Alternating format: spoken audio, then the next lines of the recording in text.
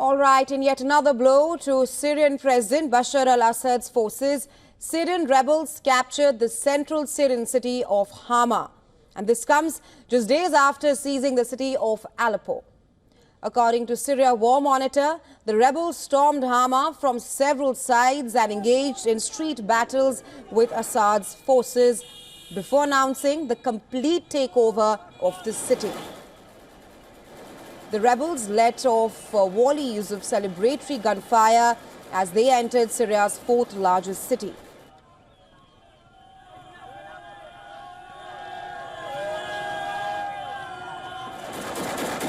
They pledged to advance towards Damascus further. Many residents turned out to welcome the rebels while a giant poster of Assad on the city wall was set on fire.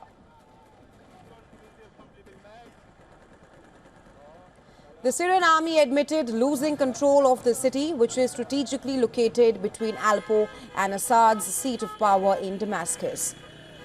Now, the rebels led by Hayat Tahrir al-Sham are expected to push on towards Homs, which lies just 40 kilometers south of Hama. However, the army said it was redeploying outside the city to preserve civilian lives and prevent urban combat. Footage released by Syrian state media showed what they say is the government forces fighting the rebels around Hama. Syrian Defense Minister Ali Abbas insisted that the army's withdrawal was a temporary tactical measure.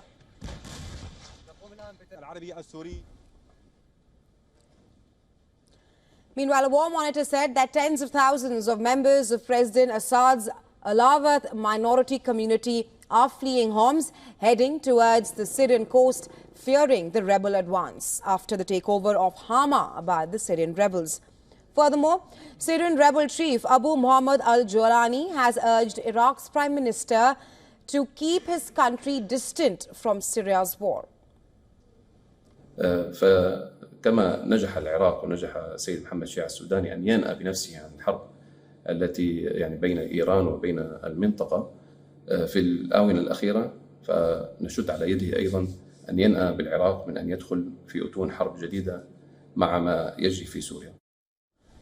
And this after Iraq's Hezbollah armed group called on Baghdad to send troops to Syria to support the Damascus government.